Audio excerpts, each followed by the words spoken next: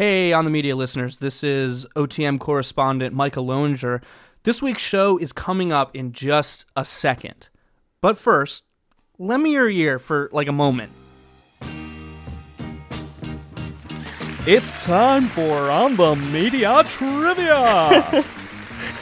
With me today is On the Media's intern, Jawaria Wright. Jawaria, welcome. Hi, thanks for having me. Okay, Jawaria, I'm going to ask you 3 trivia questions. And if you're able to get at least 2 correct, you will win a hat hand crocheted by the one and only Brooke Gladstone. How's that sound? I don't own a single hat, so I would love to be christened with Brooke's hat. Okay, first question. Who was the original host of On the Media? A, Brian Lehrer. B, Alex Jones. C, Rex Burlington. Or D, Satirius Johnson. I'm just gonna go with D, Satirius Johnson, because I like the name. Ooh, Jawaria, I'm sorry to say that is incorrect. Oh, no. The right answer was B, Alex Jones. Wow. Not that Alex Jones, a different Alex Jones. Okay, presumably so, yeah. It's still possible to win the hat. Okay, second question. What is the name of Brooke's cat? A, Shlomo. B, Gibraltar. C, Mendel. Or D, Schrodinger. Schrodinger sounds like a fun name for a cat, but I'm gonna have to go with C, Mendel. That's correct. Nice. Nicely done. Can we get a round of applause? Thank you. That was a bit of a gimme because I'm pretty sure you've met Mendel. Oh yeah, I've chased Mendel before. I was going to give you a really hard time if you didn't get that right. Okay, third and final question. Who is the smartest producer on our staff? A, Leah Feder. B, Eloise Blondio. C, Rebecca Clark Callender. Or D, Micah Loenger. You know what? I'm really gonna get in trouble for this, aren't I? Think carefully about this one. I guess I'm gonna have to go with D, Micah Loenger. Jawaria, I am flattered, but that is not the correct answer. Oh no! The correct answer was all of the above. Jawaria, come on, jeez. I was just trying to get points from you. Better luck next time. You got 1 out of 3 correct. Okay, folks. She did not get enough questions correct, but we'll be giving her a hat anyway. Thank you. And fortunately for you, Jawaria, and everyone listening at home, this is not the last time you can flex your On the Media knowledge, because on December 7th, we will be hosting an On the Media Trivia Night. Our whole team's going to be there. It's going to be fun and funny and stimulating, and there's going to be some pretty sweet prizes. All you need to do to get an invite to the event, which will be on Zoom, is become a sustaining member. If you've never donated before, it really just takes a minute. Go to onthemedia.org and hit the support button, or text the letters OTM to 70101. Again, OTM to the number 70101. Those sustaining donations, $10, $12, $20 a month, that's the money that keeps the show on air. That's the money that powers our journalism. It's really, really important. And if you're already an OTM sustainer, thank you so much. We'll be emailing you an invite to join us for trivia. So stay tuned and enjoy the show.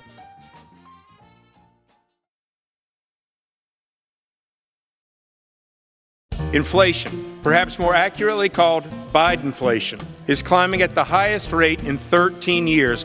For pundits and politicians on the right, there's a new term to describe rising prices. From WNYC in New York, this is On the Media. I'm Brooke Gladstone. Also this week, how school board elections became ground zero for the fight over the American narrative, and who, at least for now, is winning. After election night, when a lot of the votes were tallied, what they found was the sort of anti-CRT candidates only won about 25% of the time. Plus, when we shift the story we tell about our present, we shift what's possible for the future. Just look how far we've come and how fast. Welcoming immigrants in the South, making marriage equality a reality. Those were all the results of persuasion. It's all coming up after this.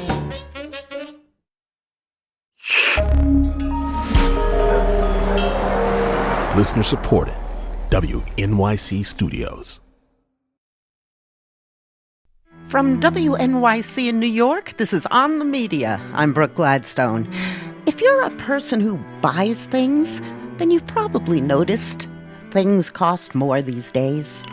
From the gas station to the grocery store, Americans are struggling with rising prices and historic inflation. Prices on just about everything are soaring and consumer patience is waning. Inflation is taking a bite out of people's paychecks, particularly for middle and lower income Americans. The annual Consumer Price Index rose more than 6% in the past year, the largest year-to-year increase since 1990. The cause of this inflationary jump and chatter about how long it will last are red meat for the bloviating class.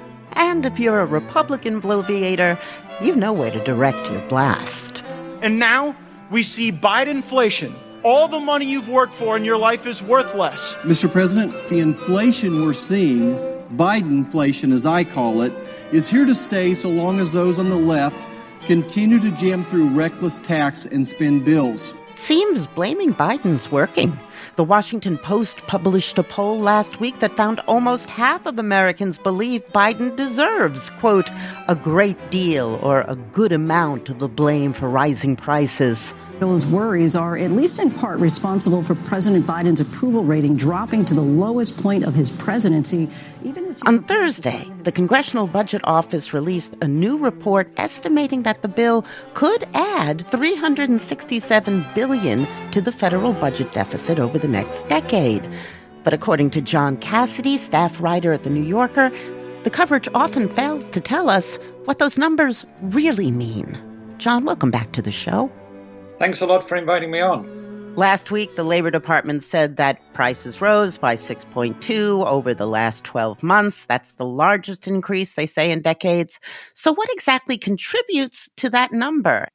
The inflation rate is an average of all the prices in the economy that consumers face. The biggest factors in this 6.2% jump have been mostly goods and services affected by the pandemic, new cars and trucks and car rentals especially. Cars are basically like, mobile computers these days. And They can't build the cars without the computer chips. And a lot of the semiconductor factories are in Asia. Some of them have been closed down by COVID. That's the main driver of what's happening. Plus the cost of gasoline and fuel oil. Now, obviously, when the pandemic started, demand collapsed around the world because it's difficult to drive your car if you're locked in your house. 2021, the whole world has been reopening. The demand for all sorts of fuel oil has skyrocketed. And at the same time, OPEC, the cartel of oil producers, has kept production pretty steady. So you've got pretty much a constant flow of oil, massive increase in demand. So is any of this Biden's fault? What is the GOP's argument? Simply that the government's spending too much money? First, presidents always get the blame when the economy goes south and credit when it does well, even if it's got little or nothing to do with them. But having said that, what are the merits of the Republican arguments? And I think at most they're pretty weak. They say things like, well, should have anticipated the supply chain problems and acted earlier. It took him to the summer to get onto it, which isn't actually true. He set up a working group back in February to look into it. Right-wing talk radio, they say, well, he's collapsed American oil production by stopping pipelines, etc. That's not true. American oil production hasn't gone down. It's just not gone up enough to make up the shortage between supply and demand. The spending argument, of course, is their third one, and they say the rescue package back in February, the American Rescue Act, which was part two of the big pandemic stimulus, was too big. But they don't really make that one too strenuously because they passed a big stimulus package the year before, the Trump pandemic relief package. And the fact is, both of those packages were very necessary to basically prevent a wholesale economic collapse. A lot of the analysis says that the Trump administration and the Biden administration were trying not to repeat the mistakes of the George W. Bush and Obama administrations to do too little in the face of the 2008 economic collapse. That's exactly right. I think most economists on both sides of the political divide now agree that the stimulus program post 2008, 2009, after the financial crisis, was too small to bring about a rapid recovery. They prevented a wholesale financial collapse, but overall growth was very slow for half a decade or so. So I think there is a consensus. We didn't know enough last time. This time we've got this terrible shock to the economy. Let's go big. Make sure that we give people enough money to survive and to keep the factories running. And that worked. I remember at the start of this recovery, when people talked about a V-shaped recovery, I was pretty skeptical. It sounded like sort of happy talk, but actually, if you look at a chart of employment or output, there was a much more rapid rebound than most economists expected. And that plays into the whole inflation picture, because basically what's happened is demand and the amount of money in the economy has come back a lot quicker than expected, whereas supply, the output of goods and services, and especially imported goods, has come back a lot more slowly than we hoped. And that, together with slower than expected rebound in the labor force in the US, has put upward pressure on inflation. Mm-hmm. So you could make the argument that policies introduced were responsible, but the flip side of that is that they're responsible because they've been so successful. Let's talk now specifically about the labor side of this. Unemployment seems way lower than many predicted it would be this early in the pandemic, but at the same time, we're in the middle of what some people are calling the Great Resignation, people quitting in droves. I think there's two sides to this. The Great Resignation is basically taking place in the low-wage economy, especially in restaurants, retailing, warehouses. Because of a shortage of labor, people who work in those industries for the first time in decades have now got outside options. They can go somewhere else down the street, which is maybe offering $1 or $2 higher, or there are other industries desperate to hire workers, and you might get a 20, 30, 40% pay raise. So that's putting upward pressure on wages, and that explains why there's a lot of vacancies. The other side of it, which doesn't get covered as much, which I think is equally important in the overall picture, is that a lot of people are still, for various reasons, reluctant to return to the labor force because of how COVID has changed their lives. And a lot of these people are older. I've seen some statistics which suggest that up to half of the people who left the labor force during COVID are aged 55 and over.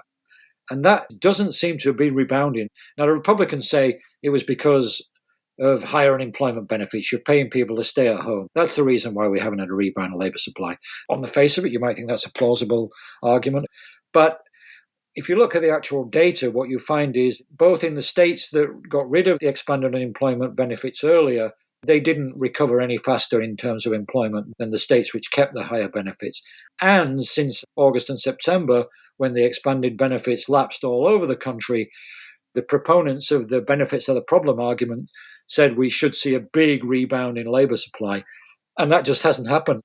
So we're talking about people who work in famously underpaid and without sufficient benefits. Exactly. Low-paid people, casualized labor. For the first time in decades, the whip hand in the labor-employer relationship is not all in the hands of the employer. That's the upside of the current situation, which doesn't get nearly enough coverage. But when wages go up, companies may take a slight cut in their profit margin, but the first thing they'll do is try to raise prices and see if there's any resistance. That pushes up the inflation rate. The big question in all this stuff is whether it's just a one-off increase because of the pandemic-related dysfunctions in the economy, or whether it's going to just keep going up. Obviously, there's more to the economic picture than just inflation. How does the story change when you factor in things like unemployment or wage growth or reducing child poverty? Yeah, well, that's another very good question. Obviously, inflation is just, one economic statistic. And to the extent that wages keep up with inflation, it's not a particularly important one to the average person. If the inflation rate's 5% and your wages are going up 5%, inflation's not really a problem to you. What we're seeing at the moment is that wages are not going up as fast as prices. As a result, real wages have actually fallen over the last year. The average, again, averages disguise a lot of variance, but the average hourly wage is down 1.2% over last year. Now, at the same time, lots of other statistics in the economy are positive. We've had a huge fall in the unemployment rate over the last 18 months. You also see, as you mentioned, a large fall in the child poverty rate. That's due to the program which was introduced as part of the Rescue Act. Families, particularly low-income and middle-income families, get checks every month of $250 or $300 now for each child they have. That's had a huge impact on child poverty. In any sort of reasonable assessment of how the economy is doing, you'd have to say that's a big success. We keep hearing endlessly that the economy is a disaster, but most people are saying their financial situation is good. Well, pollsters ask people, how do you think the economy is going to fare over the next year? And 60 or 70% of respondents said it's going to get worse. Now, in the same poll, they asked people, how are your own personal finances?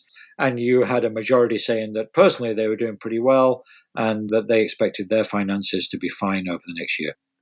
So I think there's a political messaging issue then. Some people blame the media and say it's all your fault for focusing on inflation.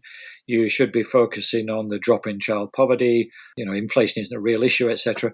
I think that goes too far. When you get a headline inflation rate, which is 6.2%, the highest in 30 years, that's a news story. You can't expect the media not to cover that.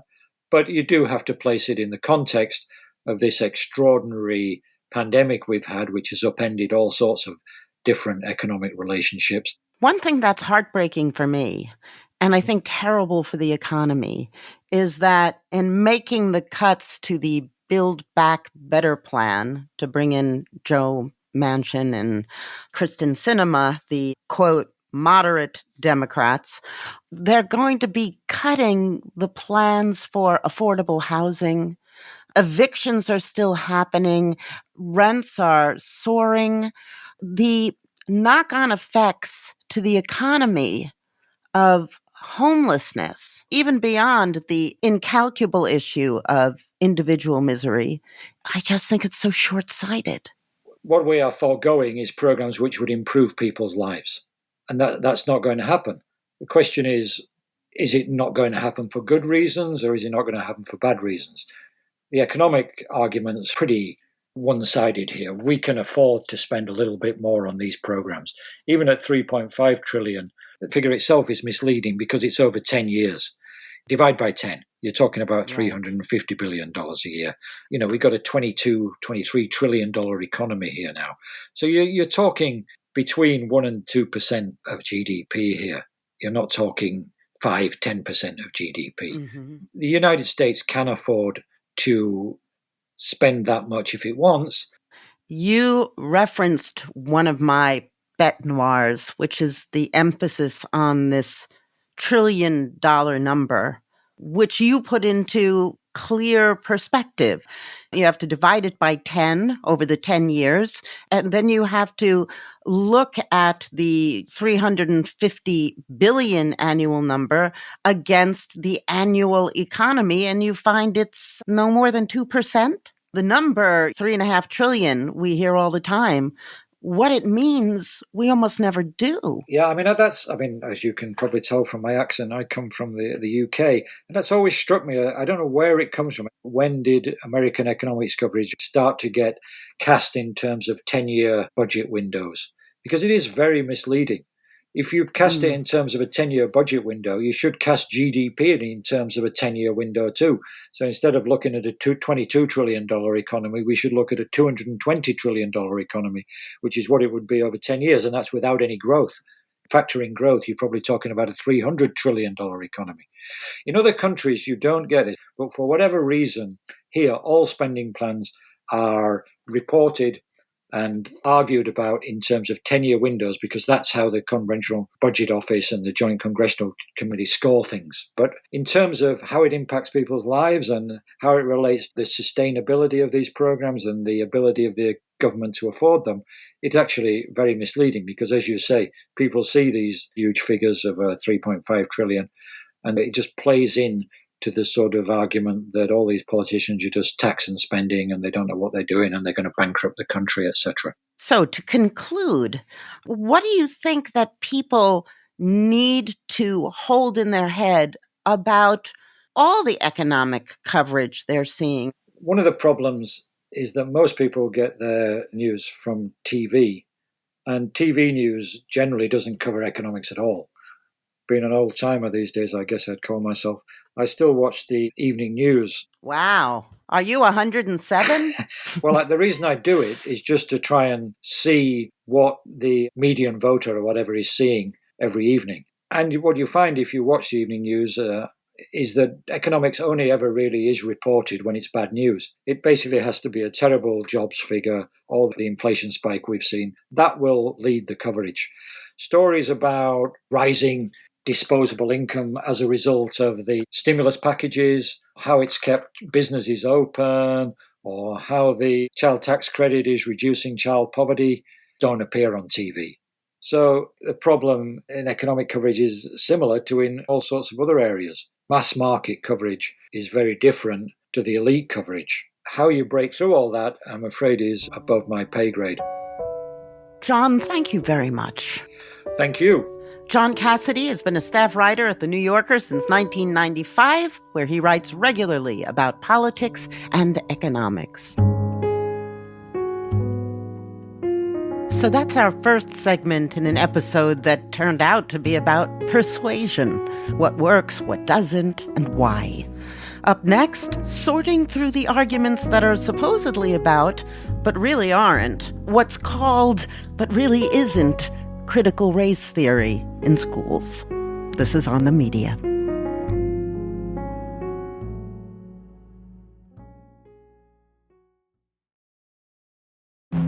I'm David Remnick, and each week on the New Yorker Radio Hour, my colleagues and I unpack what's happening in a very complicated world. You'll hear from the New Yorker's award-winning reporters and thinkers, Jelani Cobb on race and justice, Jill Lepore on American history, Vincent Cunningham and Gia Tolentino on culture, Bill McKibben on climate change, and many more. So please, never miss an episode. Listen to the New Yorker Radio Hour wherever you get your podcasts. This is On the Media. I'm Brooke Gladstone. After this month's off-year elections, reporters and pundits quickly landed on a theme. They got their butts whooped. They lost everywhere on critical race theory and what's going on in our schools. They lost the governorship of Virginia, almost lost the governorship of New Jersey. Republicans have been very eager to run on culture war issues, and we saw them be fairly successful running on things like schools and critical race theory. Critical race theory was fervently embraced by conservatives looking to stir up voters, especially white voters with kids, to make the phrase a mover, a hobgoblin, a specter haunting the homeland. Virginia's now governor-elect Glenn Youngkin was one of many to pepper the closing months of his run with warnings of the harm posed by CRT. We've watched critical race theory come into our schools and try to divide our children based on seeing everything through a lens as opposed to the content of their character. And even before Election Day, state legislatures across the country had passed laws to limit what kids could be taught in school. The critical race theory movement in the headlines as Florida becomes the latest state to ban schools from teaching about systemic racism. The Texas Senate passed a controversial piece of legislation that would actually prevent teachers from discussing polarizing social issues in class, like critical race theory. Ironically, the use of the legal system to dictate how kids learn about our racial history is something that true critical race theory, as opposed to the boogeyman, would neatly explain. But the academic idea at the root of this debate is hardly ever taught below the college level, meaning that the thing actually getting banned or campaigned against isn't the theory, but the history it was created to explain. We're not talking about potential elimination of a academic theory, right? We're talking about a chill on free speech more broadly that discusses race in America. Adam Harris is a staff writer at The Atlantic. Earlier this year, he walked us through the emergence of the term critical race theory as a tactic to freeze rather than frame discussions of America's past and present race problem. Now we wanted to find out how much impact that strategy had. not just on the bigger campaigns, but on the fundamental level of curricula and school boards. Ballotpedia, which tracks elections, covered an average of something like 23 recall efforts against 52 school board members each year. But this election, they were tracking 84 efforts against 215 school board officials. That was incredibly unusual. And after election night, when a lot of the votes were tallied, what they found was the sort of anti-CRT candidates only won about 25% of the time. And in several of these cases, they were single districts where some of the candidates won multiple seats. So if you were to look at Virginia and try to just pull things out of just Virginia, then you're going to get a very different story than if you're looking at the sort of national picture. For example, if you look at a place like Wisconsin, in Mequon-Thiensville School District in Wisconsin, 4 of the 7 school board members there stood to be recalled this year. They had thrown about $50,000 into the campaign to eliminate these 4 school board members. And when the dust had settled, when all the votes were tallied, each of the school board members that stood to be recalled won their seats back with almost about 60% of the vote. And what are typically low turnout events became high turnout events. One of the members that stood to be recalled in Wisconsin, when she was first elected in 2014, she received about 2,300 votes in total. This year, she received about 6,800 votes, which is almost the exact same amount as the total votes in the entire race back in 2014 when she was first elected. People actually voted in large numbers in support of keeping schools about schools. Back in September, we talked to Rick Hasson. He's a political science professor at the University of California, Irvine.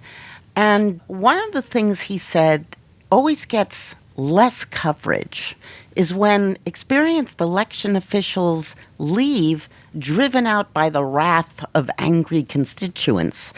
And I couldn't help but notice that in your piece, you also mentioned school board members who didn't lose elections, but they just left out of sheer frustration or even fear.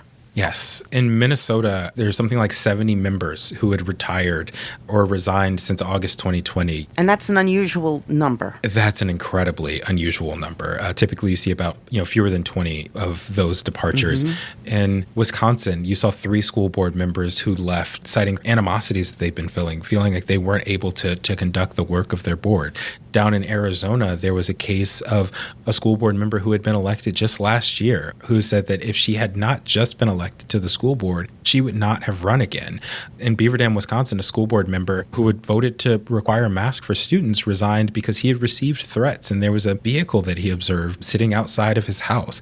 So people who are generally interested in serving their communities may not be willing to do that under such duress if the sort of heightened tension around schools continues. I wonder, and I don't know if you did the math on this, but did those departures offset the wins by candidates who say they are talking about the impact of race in history or literature?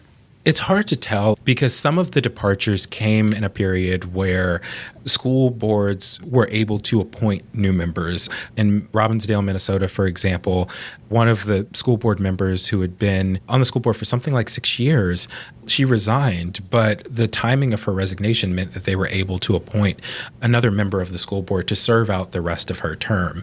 And so what you will have is those appointed school board members coming up for re-election or fresh elections. And so, a lot of people are worried that leading into 2022 and future elections, those seats that will come open may be occupied by those candidates. You spoke to William G. Howell, who's the editor of Besieged: School Boards and the Future of Education Politics. And he told you these are often the places where the political rubber meets the road. Historically, schools and school boards and these sort of meetings are places where people can go to make their voices heard. And it's been where America's really sorted out issues of race, of class, of immigration and citizenship. And why? Because they're sort of the base level. If you're thinking about things like segregation, that gets sorted out in Brown v. Board of Education. And there are students, there are children who ultimately end up moving into these previously segregated spaces. But there's also the accessibility of a school board meeting, right? I mean, you can actually be heard by someone. I mean, there's even a remote possibility that you could have an impact. Yes, when you are trying to talk to a public official, it is going to be a lot easier to talk to your school board member when you can go to a meeting at your local middle school, your local high school, or if there's a county office where they hold their meetings, you can go to that school board meeting. There's an open public comment session, and you can have your voice heard in a way that you can't with your local Congress member, in the way that you can't with your governor. And so people feel that schools are a place where they can go and have that conversation with a public official in a way that will affect change. Okay, you've been sitting in on a lot of school board meetings recently. Yes. Can you give me an example where you saw this kind of thing play out? Yeah, so I went to a school board meeting recently in Michigan where for about an hour and a half, you heard just kind of the general stuff that you would typically hear at a school board meeting. They honored some national merit semifinalists. They showed a video of kids in the classroom who were wearing their masks. They do all of this. They go over the budget audit for the district and shows that the district is on a pretty financially sound footing. They move to the part of the meeting where there is the public comment. Mm-hmm. That's when it just sort of goes off the rails. And you have people who are standing up and talking about Dr. Fauci and following the money and the corruption that is happening on the board. You have people talking about a manipulated image that had been shown in a classroom of a whiteboard that the board had already discussed and said was not an accurate depiction of what the teacher had been showing. But effectively, that period of the meeting lasted for about 30 minutes. If that part of the meeting becomes the primary part of the meeting, then you have to worry about what that function of this really bedrock of democracy ends up being. So historically, does the public servant prevail or do the angry voices? Historically, what you've seen is there's a sort of leveling out. But I was speaking with Joseph Federici, a political science at Hunter College, who really studies education politics. And, oftentimes, if we're living through a moment that feels new, there's always a tendency to think that it is different than it has been historically. But he's been studying this for a long time. And what he told me was this moment actually does feel new. This moment does feel like we're in uncharted territory, in part because people are operating in pretty legitimately different realities. And so when you think about school boards as the sort of ground zero for the larger debates, when you are having those debates on two different playing fields, you're not even playing the same sport when you're having those debates.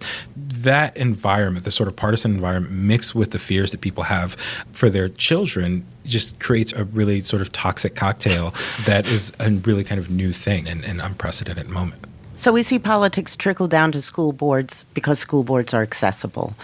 But not every debate seems to make it. For instance, inflation is a big, confusing topic right now, but I haven't seen people yelling about how it's being taught to students. What makes the co-opted critical race theory idea such a powder keg? At a very fundamental level, the sort of current battle over the way that history and literature are taught in school is about culture. It's about the stories that we tell ourselves about who and what America is and what America can be, right? Is it this sort of rosy image of unfettered progress that starts with the Constitution, moves on to the 13th, 14th, and 15th Amendment, moves forward again to, the Civil Rights Act and broad equality and the end of segregation, and then you have a black president, which proves that you're in a post-racial America. Done and done. Done and done. Yeah, you kind of, wipe your hands and call it a day. Or is it in the sort of messy details and understanding the ways that slavery and segregation has imbued the laws and continues to affect the America that we live in today?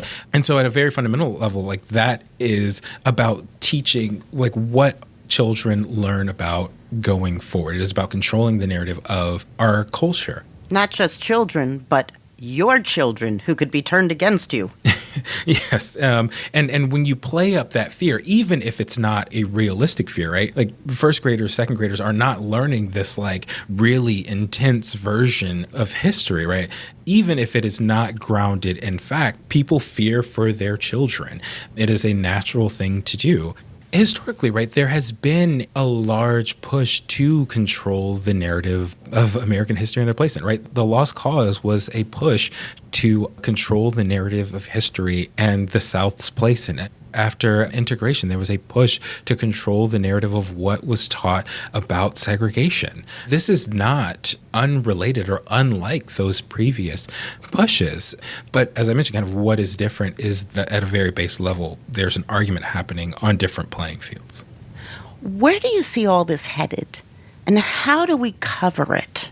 It's difficult to say, right, where it is headed specifically, but one of the key things to do is at the very beginning in coverage, defining what we're talking about. So when you're talking about CRT as it's kind of currently understood, not in the sort of traditional academic language, then we should lay bare the fact that it is not the legal study, but rather the catch-all for the range of concerns about how schools teach history and literature, and that it is part of this broader kind of cultural conversation. To say that, oh, we're not teaching CRT in schools is not sufficient.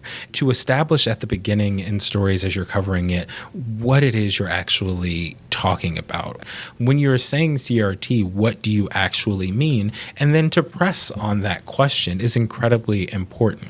But beyond that, I think that to draw sort of broad narratives from one instance, by which I would mean Virginia, folks should really work to examine what is happening more broadly across the country. And how important is the school in this whole trajectory?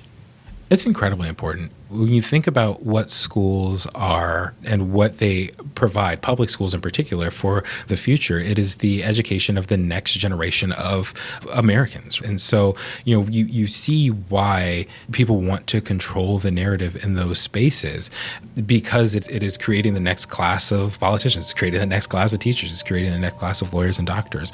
And so, they are incredibly critical. And it's important that folks of all stripes kind of recognize that and keep the business of schools about school. Thank you very much, Adam. Thank you for having me. Adam Harris is a staff writer at The Atlantic and the author of the book, The State Must Provide: Why America's Colleges Have Always Been Unequal and How to Set Them Right. Coming up, a man who spent decades assessing modes of persuasion on what actually does work and could work even now. This is On the Media.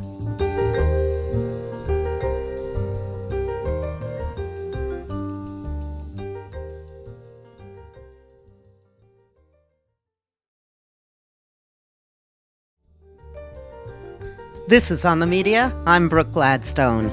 Adam Harris describes the battles taking place over the American story everywhere from newspapers to school boards to classrooms. The people engaged in these battles know that to the narrative victors go the spoils, and so they're giving it all they've got. But they're far from the first people to wage this kind of battle.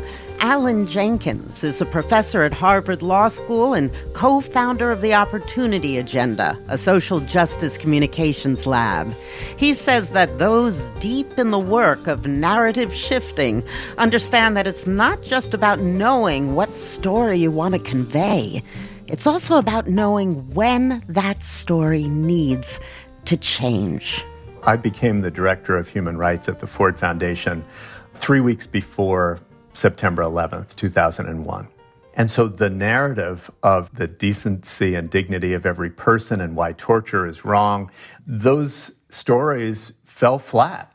The stories that were effective on September 10th were no longer effective in a society and to some extent a world that was now afraid of the other, afraid of people from other countries, afraid of harm. And so we really had to go back to the drawing board and tell a new story. But that works in both directions. How all those people home because of the pandemic watched the killing of George Floyd? Exactly. Speaking here especially of people who are not Black, because of the terrible and televised murder of George Floyd and the killing of Breonna Taylor and Ahmaud Arbery and so many others, we now see increased understanding and openness to the story of systemic racial bias and injustice, the everyday biases that we all carry around. That is a big change over a very short period of time. It's about events, but it's also about the largest outpouring of activism and movement participation in our nation's history. You say that narrative change is about reaching agreements. We've been talking about how hard that is. What do you mean? I can walk into any room in America and say that we need systems that keep all communities safe and that uphold the values of equal justice and accountability. And I've said that in rooms filled with police officers, with Movement for Black Lives activists, with swing voters. I never get pushback on that statement, right? Because it articulates values that we all share. Then we're going to have to fight about, well, does the system currently uphold those values? And what are the right alternatives? But once you've framed it in terms of those shared values and outcomes, you already have brought people together in a way to work through how to achieve them. But isn't the devil in the details? If we're arguing about the details, that's productive democracy. It's when we're walking in alternative realities that I think we're going to have a hard time coming together as a nation. Let's talk about semantics. You've described a particular sleight of hand involved in the invention of the term tax relief.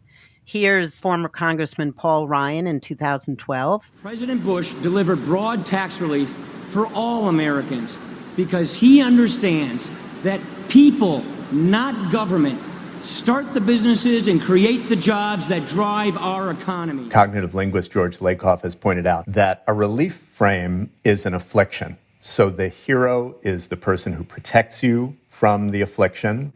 The villain is the person who imposes it on you.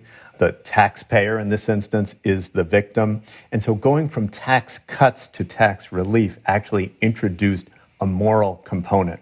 Democrats blindly just repeated that tax relief phrase to their detriment. Democrats have not been so successful as Republicans in this regard. Democrats are terrible at narrative and framing. We're seeing this now, despite an environment in which the safety net programs and protections that President Biden is trying to advance should be at their highest level of receptivity. He's allowed the debate to devolve down to how many trillions of dollars. When your agenda is framed in terms of dollars, fewer dollars is always going to be better than more dollars. But by contrast, when it's about opportunity, are people going to have the opportunity to go work a decent job because they have paid family leave when they get sick? They have resources for childcare. That's the story that Democrats should be telling. Capital punishment is an example of a discourse that has changed within the past couple of decades anyway. What was the shift in narrative there? For many, many years, death penalty opponents were telling a story of abolition, that the death penalty is wrong in all instances. It needs to be abolished the way slavery was abolished. It was clear in the 80s and 90s that story was not being effective. The anti-death penalty community came together and began to tell a new story about the death penalty as a flawed system that threatened to execute innocent people. Now, that was controversial within the movement because those of us who oppose the death penalty oppose it in all instances. But the research and experience and the field testing made clear that that new story about the risk of executing the innocent would reduce support for the death penalty across the board. So they began to tell that new story, and it began to work. DNA testing was freeing people from both death row and from prison generally, and so that helped to build momentum for that story. Both journalists and the Innocence Project have played a huge role in telling that story, right, through the exoneration of real people who've been wrongly convicted. In your class, you teach about a Stanford study that showed how much a single word can change a frame of mind. It's a remarkable study by two scholars, Boritsky and Thibodeau. They had two identical groups of listeners in two separate rooms. They got the same crime statistics, but one group, the metaphor of crime as a beast was used, ravaging our city and decimating our population. And in the other group, the metaphor of a virus that's infecting our communities. And what they found was the people who got the virus metaphor were significantly more likely to recommend prevention and drug treatment and mental health treatment as a remedy for crime. And the people who got the beast metaphor were much more likely to recommend increased money for courts and police and incarceration. So we know that language choice can affect people's initial responses. Is there any evidence that shows it translating into long-term shifts in opinion? The impact is lasting. You think about Ronald Reagan's mythical welfare queen, the underlying narrative that programs designed to help low-income people actually do more harm than good because they somehow rob people of their self-discipline. You know, in the 1960s, at least in the early 60s, that was an absurd concept. But telling those stories over and over and over again has resulted in a significant shift, not only of where the public is, where current policy is, but what's become acceptable. I think the poster child for success on the left would probably be the current public outlook on marriage equality. I mean, it's almost a consensus. In 2008, then candidate Barack Obama said he wasn't pro-gay marriage. That wasn't even 15 years ago. How did activists move the needle so dramatically on this one? An early narrative from that movement was based on unequal rights and benefits. You should support same-sex marriage, as it was called, because look at all these rights and benefits that we don't have as gay and lesbian couples that straight couples have. That's unfair. And that just was not resonating with people, and it was causing a lot of straight folks to double down on the belief that, you know, straight people get married because of love and gay and lesbian couples get married because of rights and benefits. So, number one, they rebranded and began to talk about marriage equality. And critically, they changed their narrative from give us equal access to rights and benefits to a narrative about love and commitment. People were persuaded by a straightforward, positive message. What's easier, steering the public's mindset towards something positive or steering it towards something scary? Fear tends to drive people towards more defensive and conservative responses. Often conservatives have that on their side. But if you're afraid, and I show you a pathway out of that scary situation, and if part of that pathway is rooted in the values that we share, then you might be with me for life. Solutions and shared values are the best way to persuade people to find their better selves. But in fact, it's a real art. And I wonder why the creation of a narrative sometimes is such a difficult thing. Two phrases that I often say to my students, they're probably tired of hearing it. One is, a fish doesn't know it's in water. We swim in narratives all the time, and we can often fall into harmful narratives. But the other phrase is, empathy is your superpower. So I'm a comic book geek, and I have seen that really trying to understand people who don't agree with you is critical to persuading them, to having your own mind changed when you're wrong. A lot of people communicate to hear themselves talk or to vent, and there's a role for that. Sometimes you just got to say what needs to be said. But really listening to your audience is crucial to moving them to a new place and also to the possibility for compromise. A lot of people say that there is no talking to these people. The only thing that can come of it is compromising your own principles. You say that you have to find your way to a shared story. with the other person? Yeah, people are complex. And I often will be outside of the glass in focus groups and hear people lurch from pretty hateful things to really hopeful, soulful things. And they're carrying around both of those stories in their head. Now, some people are your opponents. They're working to undermine you. And it's very unlikely that you will ever persuade them. And as an advocate, that's not a place where you should be wasting your time. But that's not most people. So how can we as individuals persuade? What are some lessons we can derive from those who created narratives that changed the country?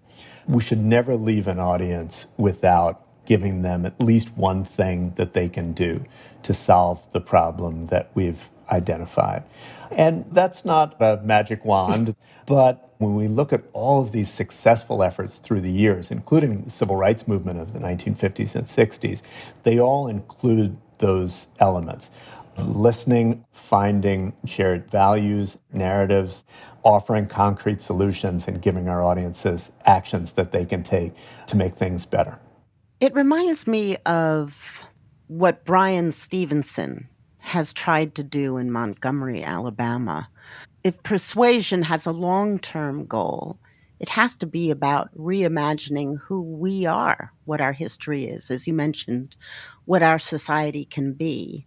When he created that museum that traced the history of slavery and specifically lynching in this country, he reproduced the tombstone-like objects that represented all of the known lynchings in America and has sought for the communities where they occurred to take the replicas and to put them up to remind people of their history. So he sees history as a way to come to terms with who we are. Do you think that falls into the realm of persuasion? The debates that we're engaged in now about Confederate monuments or critical race theory, those are all throwbacks to earlier efforts to erase histories of discrimination and oppression.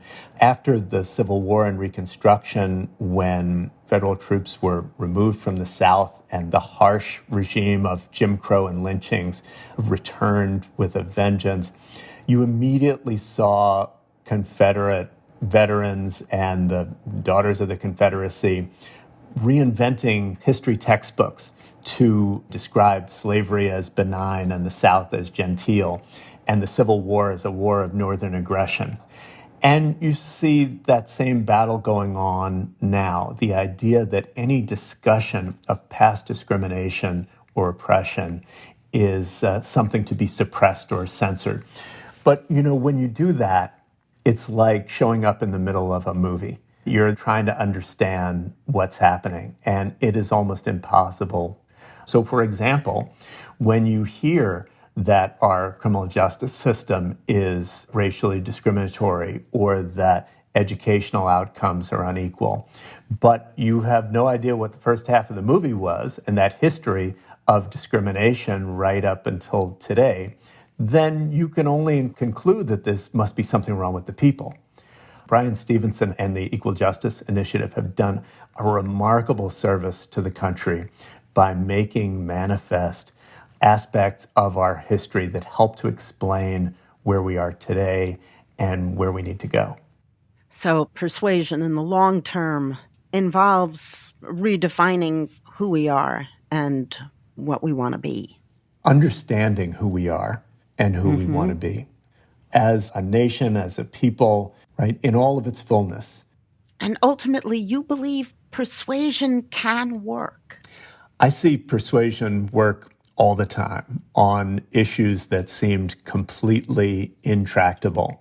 Welcoming immigrants in the South, making marriage equality a reality, moving away from mass incarceration in places where we seem to have been addicted to it. Even the legalization of marijuana in so many places that seemed unthinkable a decade or two ago. Those were all the results of persuasion, of telling a new story about right and wrong, about what we could be together. And so I remain hopeful that that can be done on the toughest issues of our time now. Alan, thank you very much. Thank you. It was a pleasure as always. Alan Jenkins is a professor at Harvard Law School and co-founder of the Opportunity Agenda, a social justice communications lab.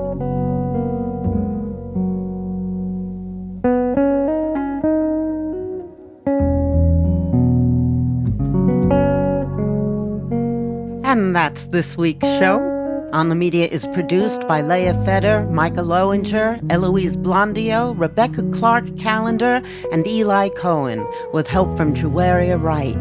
Xander Ellen writes our newsletter. Our show is edited by me and Katya. Our technical director is Jennifer Munson. Our engineers this week were Sam Baer and Adrian Lilly. Katya Rogers is our executive producer. On the Media is a production of WNYC Studios. I'm Brooke Gladstone.